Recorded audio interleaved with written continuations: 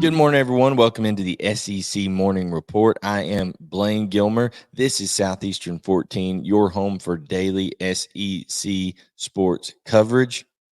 7 o'clock Saturday night in Ben Hill Griffin Stadium, the Swamp. Have there ever been more eyeballs on a game that features one team that is just seeking bowl eligibility and one team that is undefeated?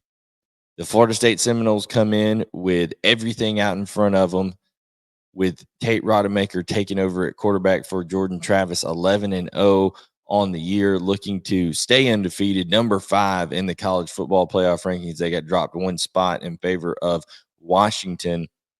And the Florida Gators looking for bowl eligibility, having to replace their quarterback as well. Graham Mertz is out with a collarbone injury, and you have Max Brown coming in. We have some thoughts on that matchup. Going to share them here in just a little bit. Guys, it's going to be a unique situation there in the Swamp for many reasons. But guys, what else is unique is the ability to use Bet Online for all your wagering action, all of your betting info, things of that nature, guys. And this holiday season is off and rolling with NFL in full stride and the NBA and NHL hitting midseason form. Bet Online is your number one destination for all your sports wagering info. Guys, you got to have the info before you got to get all the news, all the predictions, all the trends before you can go in and lay down that hard-earned money on some of these sporting events. You got to know everything that's going on.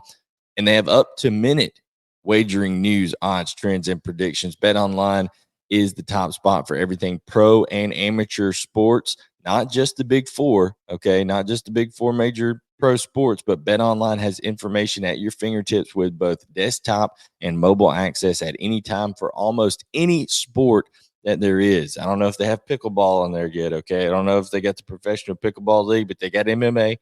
They got international soccer.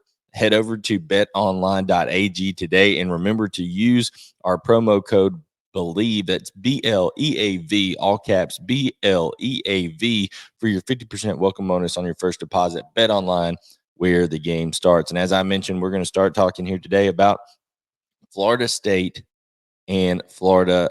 As this one goes, guys, it is going to be a Florida State 6.5 point favorite at Florida.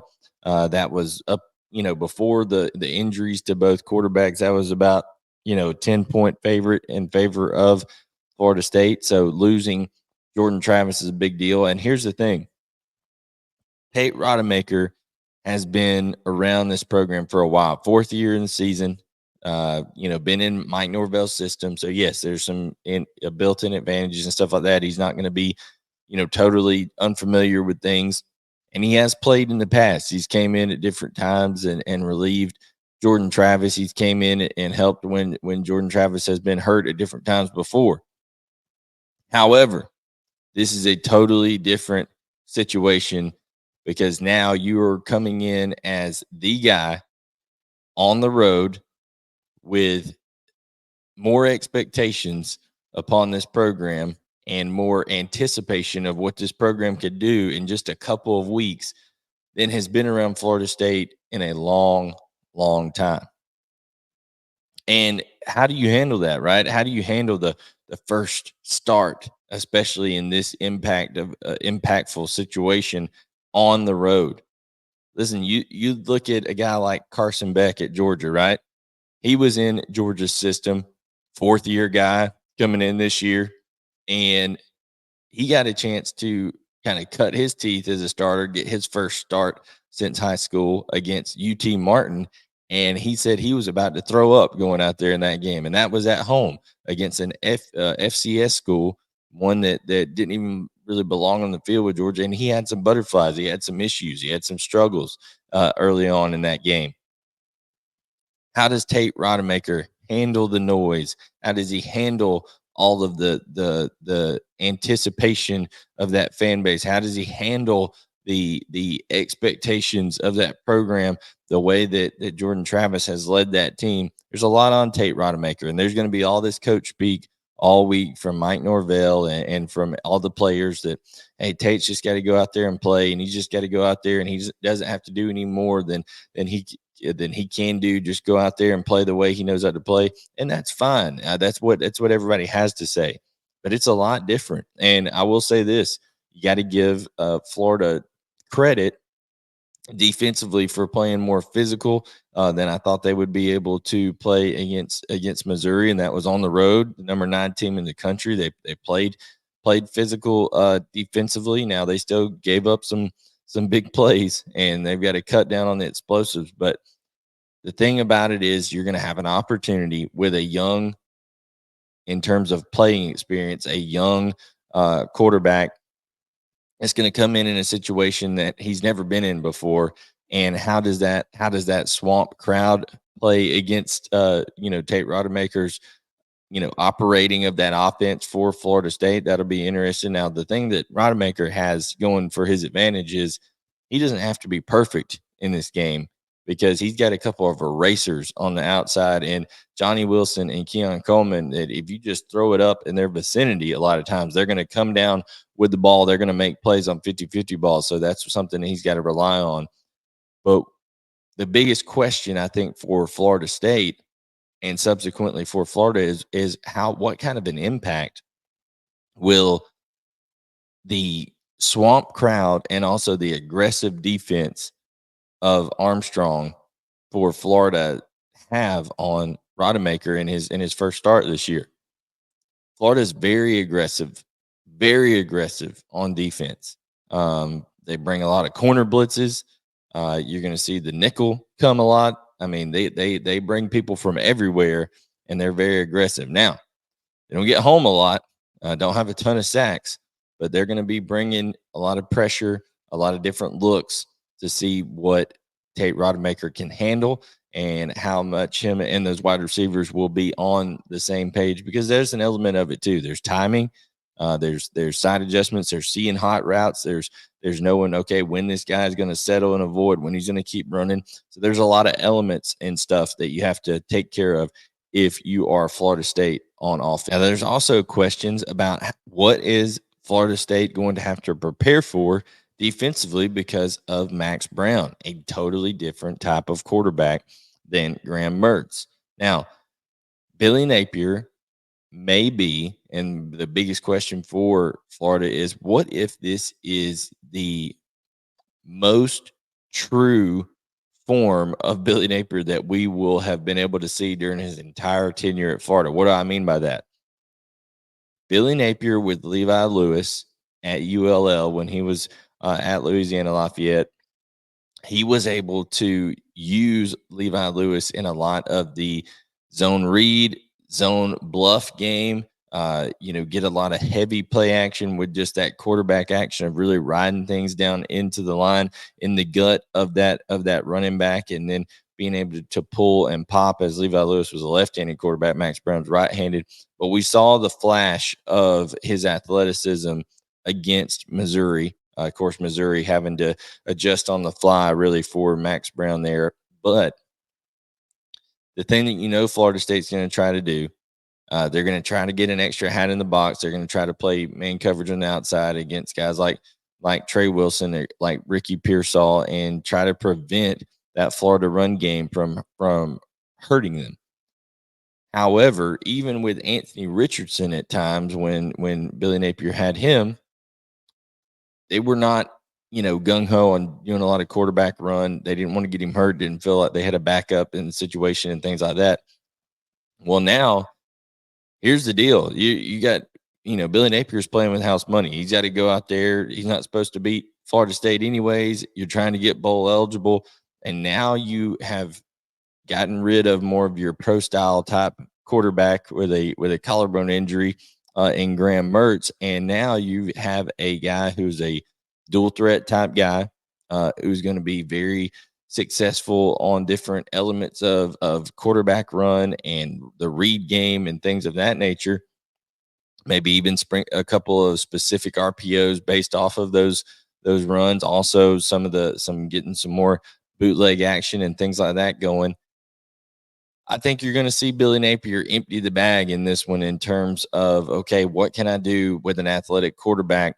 And it may be, like I said, the truest form. And what if it is the truest form of what Billy Napier wants to be offensively by being able to move that quarterback around in terms of in the run game, by being able to move the pocket a lot more, things of that nature. So it's going to be interesting to see what Max Brown does. Now, I think that Florida State feels they're able to man up the receivers for Florida. I know Ricky Pearsall has been very good at times, and Trey Wilson is a very good athlete. But I think Florida State feels confident in their ability, like I said, to play some man coverage on the back end and to put an extra hat in the box. But the thing that the quarterback run game does is it negates that strategy for Florida State by adding an extra player. You get an extra player at the point of attack when you add the quarterback run element, whether it's a lead blocker from the running back or whether it's being able to have the read element where you don't have to block a guy at all and you just read him. You know, if you can't block him, read him. That's what my high school coach would tell us a lot of times. And when they've got just a boy dog over there on the other side, whether it's Jared Verse, and you don't want to, try to block that future first round draft pick or something, well, just read him sometimes. Okay. Find out where it's going to be, whether it's zone read bluff, whether it's power read, quarterback counter, whatever it is. I think you could see Billy Napier have a lot of fun with doing some things in terms of the quarterback run game that then once they are concerned, then you got to worry about eye discipline in the back end, and maybe that gets you an opportunity to get some play action passes to Trey Wilson, to Ricky Pearsall, so things of that nature. It's going to be interesting. A lot of eyeballs, like I said. I picked in our predictions at the start of the week. Listen, I picked Florida State to win on the road, but I think it'll be very, very close. And I wouldn't be surprised if the Gators do end up pulling out the upset, especially when you look more and more into the added element of Max Brown's legs and some of the designs that Billy Napier. Listen, nobody's questioned how creative Billy Napier is offensively. He tries to do a lot of different things, a lot of pre-snap motions. Gets people off balance at different times. And Florida has been able to put up points at different times this year. I mean, you look at, like I said, they went on the road to Missouri and put up 31 points, and we're in a position to win that football game. Just couldn't get a stop at the end. And when it comes down to that, guys, here's the thing. It's going to have to be everybody around Max Brown for Florida stepping up as well, whether it's the receivers making a play on a ball that's not necessarily 100% in the right spot, okay, making a terrific play, as we've seen Ricky Pearsall do a lot this year, with different acrobatic type catches, whether it's the defense just being able to get off the field a little bit better on third down and not putting Max Brown in a position where he's having to swap scores with Florida State. That's big for a guy making his first start. But that crowd energy, I think, is going to help out a lot, and it's going to be an interesting matchup. But like I said, people in Tuscaloosa are going to be watching this one after the conclusion of the Iron Bowl, where Auburn should take care of or Alabama should take care of Auburn. And then you've got the Texas fans that are going to be tuned in watching. Georgia's going to be going on the same time. And the reason I say Georgia is because right now, the more teams that go down, whether it's Florida State, Washington, even Oregon plays Oregon State, all these different teams, the loser of that, if Georgia were to lose to Alabama in the SEC championship very, very closely, well, the more of those teams have one loss, the more Georgia compares favorably against those one-loss teams and would have a chance to, maybe get in there in the college football playoff still if they lose a close game to Alabama in the SEC championship. However, they're just looking to just win out and make it in. There's so many different scenarios in the college football playoff here that it is going to be interesting, but there is no mistake about it. This game in Gainesville, Florida on Saturday night is going to be one of the most impactful games of the college football season. And who would have thought that coming into the year? We didn't think who would have known. We thought, hey, Jordan Travis is rolling. Florida's going to have a rough year. Many of us thought, Florida would go 4-8, 5-7, kind of what we predicted earlier this year. But now a chance for Billy Napier to get to a bowl game, to get some reps for some young guys if they can win this game and play spoiler here in the world of college football. So that would be a big deal for the Florida Gators. The next question that we have is about another game. It is Arkansas taking on Missouri at home. They are a 7.5-point underdog. They just learned that their head coach, Sam Pittman, is going to be coming back. My question is, what kind of an impact will that have on this team? Now, a bigger impact is that Rocket Sanders is going to be out, already announced for the game. So we know that's tough, not having that type of running back to hand the ball to and help KJ Jefferson out. But there's a lot of elements in this one. This could be KJ Jefferson's last game at Arkansas. He hasn't officially made a statement one way or another. He's already Arkansas's all-time leading passer, could become the first 8,000-yard passer for Arkansas with 91 passing yards in this game. So that'll be interesting to see if he can make history and do all those kind of things. And is this the last time that he plays in Fayetteville? But also another element of this game we need to look at is, even though Rocket Sanders is out for Arkansas, Missouri comes into this one as the more beat up team. So my question for Missouri is, what is the health of this Missouri team? You look at this stretch that they've had playing after their bye week: Georgia, Tennessee, Florida, 3 physical contests that have really taken their toll in this one. And they've got some key guys that are listed as questionable for this game, whether it is Javon Foster, who obviously is a tremendous offensive lineman for Missouri. You got Chuck Hicks, Tyrone Hopper, Brent Norfleet, and then Enos Rakestraw, all questionable for this game. Rakestraw, of course, a lockdown corner for Missouri, and that would certainly give KJ Jefferson a boost in that pass game if they have to play a backup guy. Now, Rakestraw has been out at different points in the year, so Missouri has developed a little bit of depth there behind him. However, it's always nice to have one of your top 2 guys in there, as when Missouri defensively has Enos Rakestraw and Chris Abrams-Drain out there, they're as tough as anybody on those corners. But this is a rivalry game. This is a crazy game between these two, a trophy game, all this kind of stuff. There's always interesting twists and turns in the game between Arkansas and Missouri. So it'll be interesting to see. I want to know those two things. How inspired does Arkansas play with knowing Sam Pittman is going to be coming back? There's no longer that doubt or that worry or that fear or stress around the program. And then Missouri, we've talked about it, how this has been an unbelievable year, a tremendous season, a great coaching job by Eli Drinkwitz. Really developed some guys from good players into household type names with Cody Schrader, with Brady Cook. Everybody, of course, knows Luther Burden, who is in the contention for the Blitnikoff Award. So lots of praise to be thrown around for Missouri. However, it's important to realize that Missouri has not arrived to where they want to be yet. They want to be at the point where they're playing for a conference championship, right? And then playing subsequently for a college football playoff spot. Well, they've fallen just short of that this year. But the identity and the marker of a great team, the true measure of greatness, is consistency. So even with injuries, can they have some depth? Can they have some resolve? Can they have the character and the DNA traits of being great?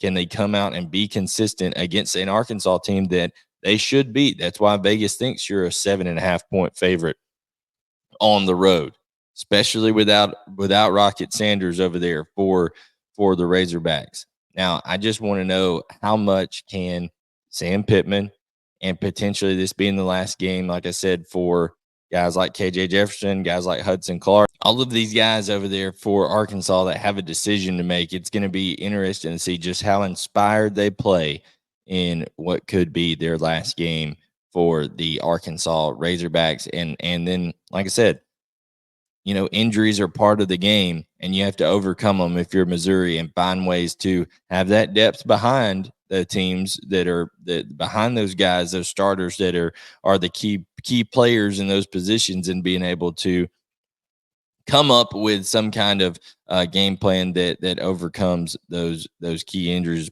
particularly if there's a lot of them. So it'll be a big game here for the big three for Missouri, with Brady Cook, Cody Schrader, and Luther Burden. As all of those guys are healthy and should be able to go, listed as probable by Eli Drinkowitz. And then the only other question, guys, I've got to ask this week is, how will Jayden Daniels put his stamp on this Heisman Trophy conversation against Texas A&M?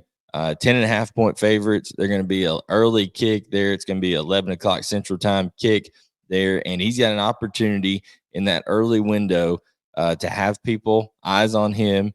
And the only thing that stinks about that is that some of these voters, okay, are going to be watching that Ohio State and Michigan game during that time.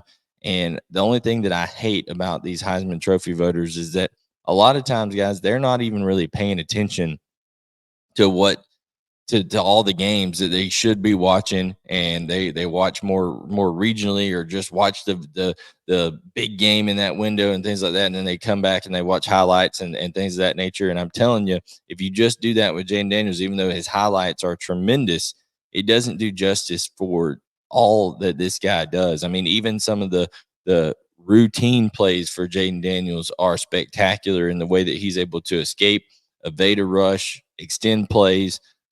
Just how much of a burden he has handled over the last 2 seasons for LSU, with not only throwing the ball, but with his legs, and the amount of the punishment that he's taken, and he's still able to be one of the most explosive players in all of college football. I think that today, if I was a Heisman voter, I would definitely cast my vote in favor of Jayden Daniels, because I know how difficult the SEC is. People want to talk about Michael Penix Jr. and they want to talk about Bo Nix and what they've done at Oregon and at Washington and the Pac-12, and that's fine. I know they've put up some big numbers, but nobody has been able to. You take Jayden Daniels off this team, and I know Garrett Nussmeier is going to be a fine quarterback, but you take Garrett Nussmeier off this team for LSU, and you're talking to a team that may not even be bowl eligible, with as bad as that defense has been. There's been several times where he's just pulled them out of the fire by producing and distributing the ball to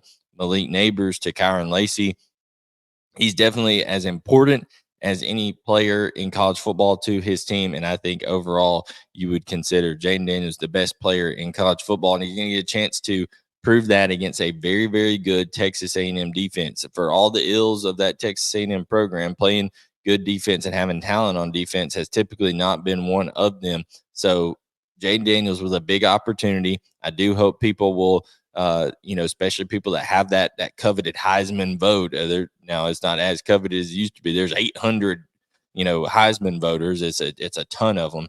But I hope those people that do have that Heisman vote will do a little split screen action. Maybe have Michigan and Ohio State going on silently on one screen, but have your eyes on Jayden Daniels. Have your eyes on what he's doing there against that Texas A&M defense. And that's my question is one, how many Heisman voters will watch it? And two, can Jayden Daniels just put on a undeniable performance that locks him in with that award? And, he's got 3 losses. It's happened before. You look at Lamar Jackson when he won it, things of that nature. So it's happened before. It doesn't have to be a team that's in the national championship picture. But can Jayden Daniels do enough to win the Heisman this week? Those are my questions this week for the different teams. We talked about the questions for Florida State and Florida, the questions for Arkansas and Missouri, and the questions for Jayden Daniels and LSU. Thank you so much for tuning in, guys. We appreciate you being a part of the SEC Morning Report here. Subscribe, like, turn on notifications, all that good stuff. Make sure to check out the work that Chris Lee, Blake Lovell are doing here, Gavin Schoenwald, a lot of contributors here on the channel.